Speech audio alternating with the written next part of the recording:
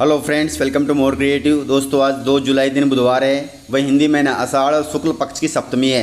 तो चलिए शुरू करते हैं आज की बड़ी खबरें। यदि आपको खबरें पसंद आए तो वीडियो को लाइक जरूर करिएगा और आप हमें प्रदेश के किस जिले से देख रहे हैं कमेंट बॉक्स में जरूर बताइएगा। दोस्तों, यदि आप चैनल पर नए हैं तो चैनल को सब्सक्राइब कर बेल आइकन पर क्लिक कर दें ताकि अगला वीडियो आपको शीघ्रता से मिले।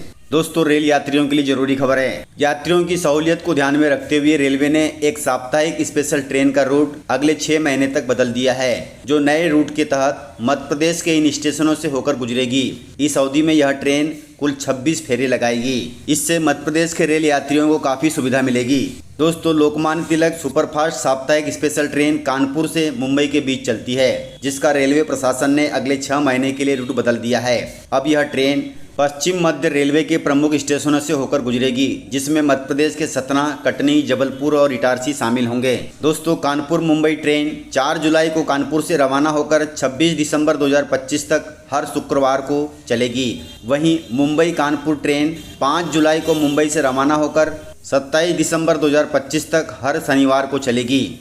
अर्थात इस ट्रेन के 2 फेरे होंगे जो 6 महीने के लिए मध्य प्रदेश से होकर गुजरेंगे। अधिक जानकारी के लिए यात्री www.inquiry.indianrailway.government.in पर विजिट कर सकते हैं।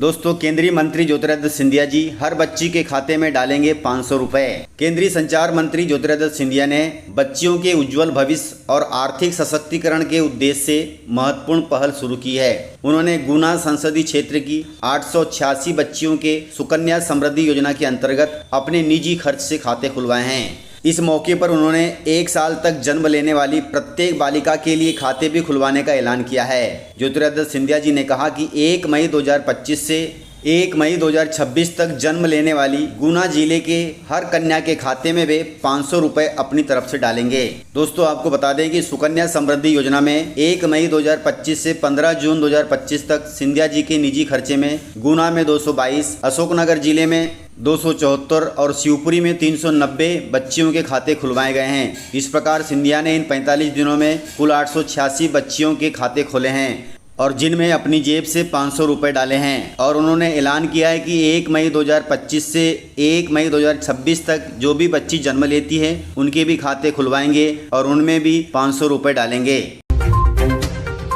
दोस्तों, मध्य प्रदेश में 83 डिग्री कॉलेजों की मान्यता खत्म कर दी गई है और सरकार ने इन कॉलेजों में एडमिशन पर भी रोक लगा दी है। दोस्तों, मध्य प्रदेश में नर्सिंग कॉलेज फर्जीवाड़ा के बाद और एक फर्जीवाड़ा सामने आया है, जहां प्रदेश के ग्वालियर, रीवा और इंदौर के डिग्री कॉलेजों में फर्जीवाड़ा पाया गया है। इस फर्जीवाड़े के बाद उच्च शिक्षा विभाग ने इन कॉलेजों की मान्यता समाप्त कर दी है और इनमें बच्चों के एडमिशन पर भी रोक लगा दी गई है। बताया जा रहा है कि इन कॉलेजों में फिजिकल सत्यापन के दौरान अलग अलग तरह की अनियमितताएं पाई गई है, इसलिए इनकी मान्यता रद्द कर दी गई है। इसलिए सारी जानकारी उठाकर ही एडमिशन लें। दोस्तों, बुंदेलखंड को मिली है 2800 करोड़ रुपए की बड़ी सौगात, जिसके तहत रोशन होंगे बुंदेलखंड के 3 लाख घर। दोस्तों, ऊर्जा के क्षेत्र में आत्मनिर्भरता की दिशा में बुंदेलखंड एक नया अध्याय लिखने जा रहा है, जिसमें छतरपुर जिले के बरेठी गांव में एनटीपीसी की सहयोगी कंपनी द्वारा 2800 करोड़ रुपए की लागत से एक प्लांट तैयार किया जा रहा है। यह एक परियोजना है। परियोजना न सिर्फ बिजली उत्पादन में योगदान देगी बल्कि स्थानीय लोगों के लिए रोजगार, आर्थिक सशक्तिकरण और पर्यावरण सुरक्षा में भी सहयोग प्रदान करेगी। अधिकारियों के अनुसार दिसंबर 2026 तक यह प्लांट कंप्लीट होकर बिजली उत्पादन शुरू कर देगा। इससे करीब 3 लाख घरों को बिजली आपूर्ति मिलेगी। दोस्तों, आपको बता दें कि यह सौर ऊर्जा प्लांट बुंदेलखंड के छतरपुर जिले में बन रहा है, जो 2800 एकड़ में 28,000 करोड़ रुपए में बनेगा, जो देश का दूसरे नंबर का सौर ऊर्जा प्लांट होगा। किसानों के लिए गुड न्यूज है। मध्य प्रदेश में गेहूं उपार्जन पर किसानों को 20,000 करोड़ रुपए का भुगतान कंप्लीट हो गया है। दोस्तों, रबी विपणन वर्ष 2025-26 के अंतर्गत मध्य प्रदेश में समर्थन मूल्य पर खरीदे गए गेहूं का भुगतान किसानों को पूरा कर दिया गया है। यह जानकारी खाद्य नागरिक आपूर्ति मंत्री गोविंद सिंह राजपूत ने दी है। उन्होंने बताया कि किसानों को कुल 20,197 करोड़ रुपए का ऑनलाइन भुगतान कर दिया गया है। इस साल किसानों से 77 लाख मीट्रिक टन गेहूं खरीदा गया है। इस खरीदे गए गेहूं का 100% भुगतान किसानों को कर दिया गया है। यह राशि सीधे उनके बैंक खातों में ट्रांसफर की गई है, जो कि बहुत अच्छी बात है। दोस्तों मोहन कैबिनेट में इन फैसलों पर लगी है मुहर।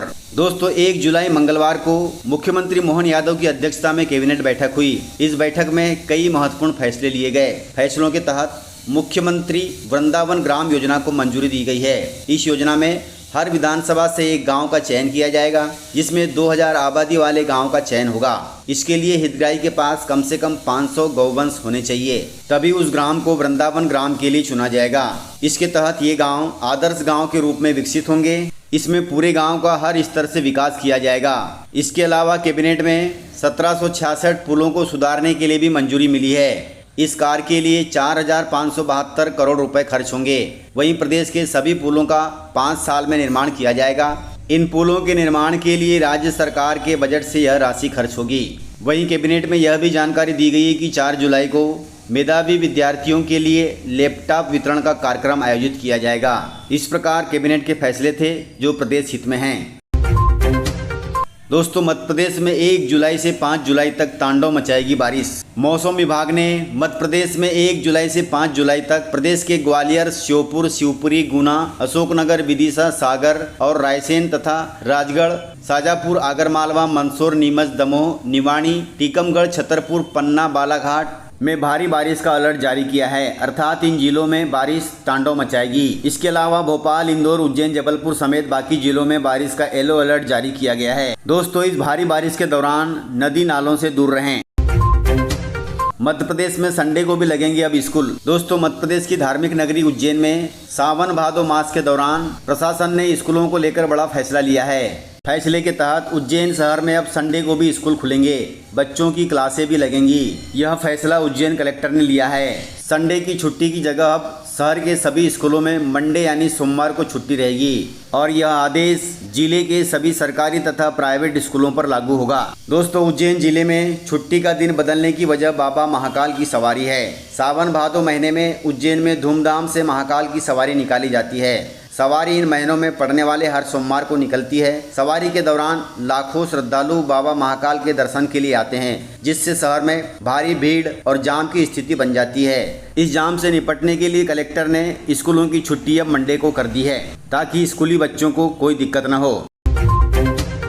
दोस्तों मध्य प्रदेश में स्मार्ट मीटर से बुजुर्गों को थमाया गया है 69 लाख रुपए का बिजली बिल। मध्य प्रदेश के विदिशा जिले में बिजली उपभोक्ताओं को स्मार्ट मीटर ने तगड़ा झटका दिया है। बिजली कंपनियों ने बिलिंग में ट्रांसपेरेंसी के नाम पर स्मार्ट मीटर लगाए थे। अब इन डिजिटल मीटरों से लोगों को लाखों रुपए के बिजली बिल थमाए जा रहे हैं। कई मजदूर और गरीब परिवार लाखों के बिल देखकर घबरा गए हैं। एक मामले में तो 2 कमरे में रहने वाले बुजुर्ग को 69 लाख रुपए का बिजली बिल थमा दिया गया है। शहर में इसी तरह कई लोगों को लाखों रुपए के बिजली बिल आए हैं। जानकारी के अनुसार विदिशा में मुरारी लाल तिवारी और उनकी पत्नी एक घर में अकेले रहते हैं। उन्होंने बताया कि जब वे अपने बेटे के पास बेंगलुरु गए थे, उसी दौरान बिजली विभाग ने बिना सूचना के उनके घर में स्मार्ट मीटर लगा दिया। लौटने पर उन्हें 69,75,854 रुपए का बिजली बिल थमा दिया गया है। बिल देखकर मुरारी लाल तिवारी जी की तबीयत बिगड़ गई और उन्हें अस्पताल ले जाना पड़ा। तिवारी जी ने बताया कि वे इसकी शिकायत भी कर चुके हैं, इसके बाद भी कोई कार्रवाई नहीं हुई है, उल्टी पेनाल्टी लग रही है। वहीं बिजली कंपनी के अधिकारी कह रहे हैं कि हमें पता नहीं यह कैसे हुआ है, यह गड़बड़ी सॉफ्टवेयर की समस्या के कारण हुई है, बिल ठीक किए जा रहे हैं। कुल मिलाकर स्मार्ट मीटर लगवाना ही नहीं चाहिए, नहीं तो बिलों से ऐसे ही परेशान रहोगे। दोस्तों इस प्रकार से खबरें थी। यदि आपको खबरें पसंद आई हो तो वीडियो को लाइक, शेयर एंड सब्सक्राइब जरूर करिएगा।